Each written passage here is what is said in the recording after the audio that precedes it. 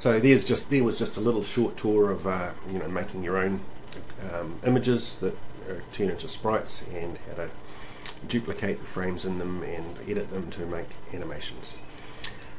Anyway, back into the guts of this dice rolling thing, and you can see that there's all the sprites we've got, and we now know how they arrived.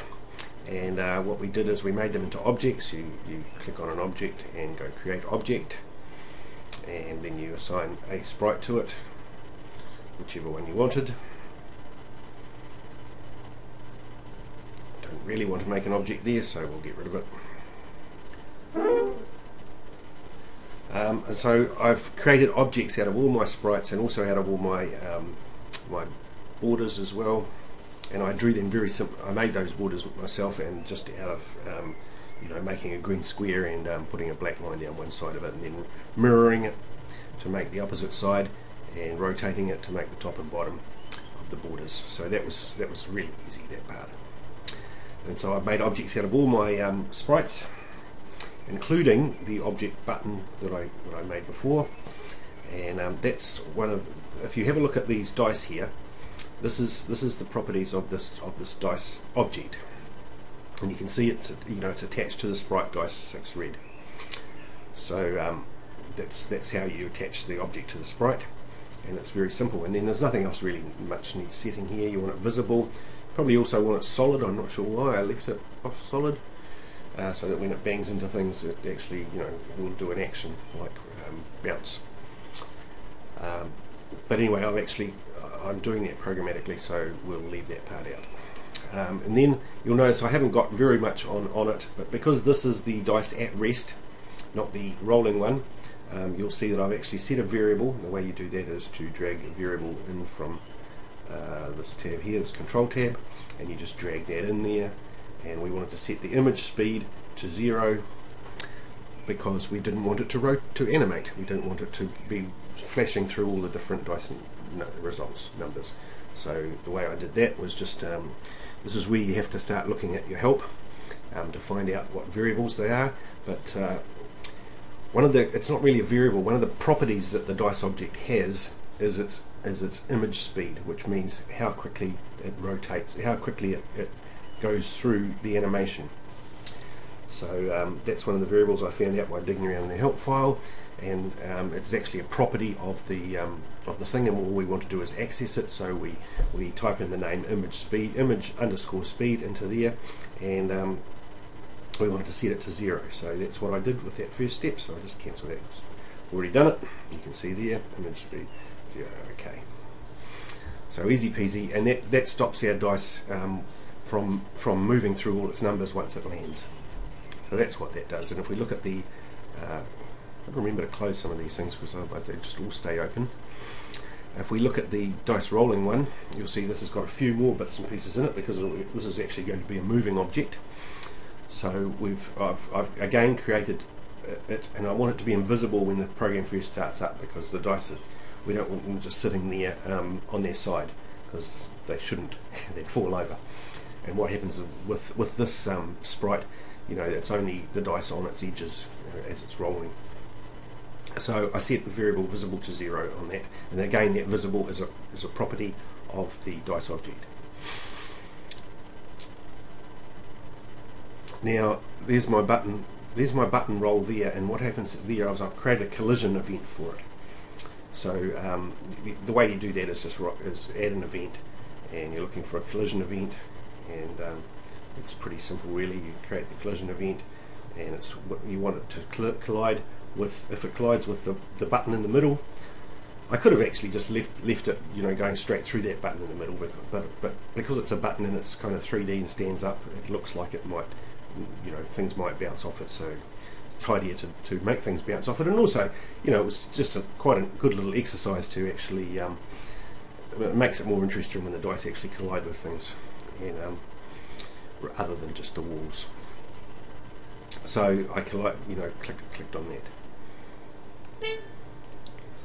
So there's, that's a collision, and there's a collision with the borders. That's the border top, border left, border bottom, border right, and colliding with the other dice because we wanted it to be actually do something interesting when it collided with the other dice. And the thing that all of these do is they just bounce against other solid objects. So that's exactly what we want to happen. So that's all there is in that rolling dice events. It's just the collision events and the creation event where we made it invisible. Okay, so that's all good. And the borders, you'll see they've got no events or actions in them. So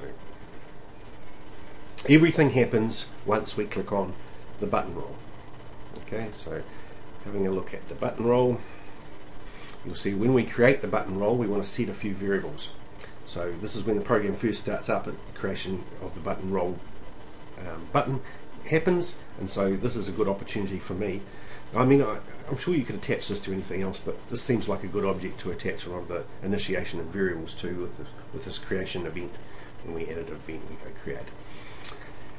And I've commented most of this program out in terms of its events and actions. So what I'm saying is this object initializes the variables, and then the timeline, which is the next thing I'm going to get into, controls the game speed and results. So what I want is I want to have my dice roll in a direction. So I'm going to set them off in a direction once this button's pressed, and they're going to start rolling. But to stop that from happening indefinitely, we have to stop them rolling at some stage. And a good way to do this, I tried mucking about with timers and all sorts of the other things, and using timers was complicated because you had to have several of them, and you had to start and stop them and measure them and all sorts of stuff. I found it much easier once I discovered this timeline thingamabob, which is here, that one there. So to do that, you just drag it on, and what we actually do is we set a timeline, and we have to create it first. So I'm just going to cancel this because I've gone a little too far. So what we do is, before we even got into this part here of putting a timeline control action on, we'd have to create the timeline. So what happens is you go create timeline and give it a name, and that's all there is to it for now. I'll come back and show you how we control the timeline later on. Okay, we didn't really want that, so delete it. So back to my object button roll. So now that I've created that timeline, we now set the timeline to that particular timeline. And when we do it, when we set it, we don't want it to start, because otherwise that timeline is going to be going from the very beginning. And remember, we've just created this button event, we haven't clicked on it yet, so we don't want it to start yet. So, and we also want it to be at the very beginning, which is position 0. Okay, so that's very simple. We just initiated that timeline, and but we didn't actually start it, and we didn't let it move. Okay, this is on the create event. We did that. Then I set a whole lot of other variables. The global score, which is a global variable that I did, which is this is not a property of anything. It is a global variable that I set, and you make a global variable by starting it with global dot and then whatever the variable name is. So I started doing that. I've since thought about it and think that it's probably not necessary, because you'll see why in a minute, but I've left it in there. I might want to use it elsewhere, or have it be accessed by another room, or who knows what. So I've left it in there as a global. We probably could have just gone to what I did with the score thing, but I set it as a global anyway. So what happens, this next line here, this comment says, we hijacked score to show total of the 2 dice. Now what happens is, the actual program itself, the actual game maker, keeps some global variables automatically, and one of those is score, and one of those is health, and one of those is lives. This is for playing little platform games and things, action arcade type games, and these are already pre-created for you, these globals. So what I did is I set the score one to my global score, which I've already set to 0. So in other words, I'm just creating it to 0, and I could have just gone set the score to 0 there if I hadn't bothered with this global variable, and I probably should have done it that way. So we hijacked the score built-in features of Game Maker, and you can access them from the score tab over here. And you can see there's the score one, and I just drag that on there, and if you hover over it, it says set score, and So I set the score to the global score. In other words, it's very easy. You just type in global score, which is my global variable that I did there. You'd normally be putting a number into there, or a result of a calculation. Okay, and I did the same with health, which I'm going to use for the total of all rolls, and I did the same with lives, which I'm going to use for the number of rolls made. So just to make the game a little bit more interesting, you probably wouldn't use, if you were creating a board game, you wouldn't be doing these steps, but you'd be doing something else with the results of the dice. So again, this is just the creation variable, so we're just setting things to 0 for now, and the creation event, sorry. And then this is the one that's a little bit interesting, because this is where how I actually hijacked the built-in score things, because when you actually add a score to your thing, it's actually saying, you know, do we want to show the score? Yes, we do. And what's the score going to be called? It's going to be called score.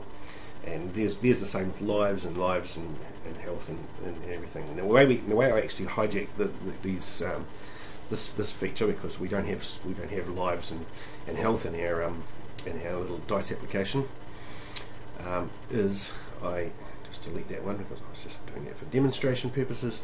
And so what I did is I changed this to show the score, and I'm going to call the score the roll total, which is the total of the 2 dice rolled. And I'm also going to show the lives, and I'm going to call the lives rolls. So that's the amount of rolls we've had.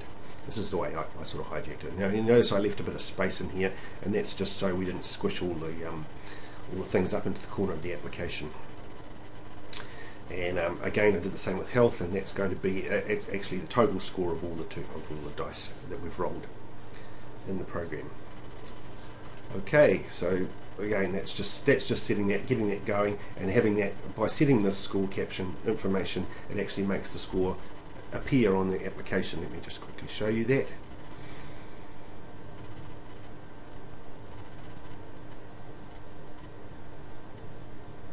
My computer's on a bit of a go slow at the moment, so it seems to be I've got too many windows open or something. So just be a little patient there. So that, by setting that makes this appear up here, and you can see the spaces that I used help space this out a little bit. Otherwise, you know, it goes roll total 0 and then one space and then rolls, and it all looks like one sentence. So, and when we roll the dice, this is the actual thing we're after. We're after the roll total of 5, which is a 4 and a 1. And it's incremented as soon as we click the roll button, it incremented the rolls count, and the total score, because we only had one roll, was 5. If we do one more, you'll see we've had 2 rolls and a score of 12, because that's 7 plus 5. Okay. So that's all the initiating of the variables that I attach to the button roll object. Okay, now this is where the fun part comes in. When things are going to start happening once we click on that button roll object in the game, and so this is the bit more interesting part of this demonstration, but it will have to be continued in part 4, so be on the lookout for my part 4 of this little tour, and it should be the final part, I hope. Okay, see you then.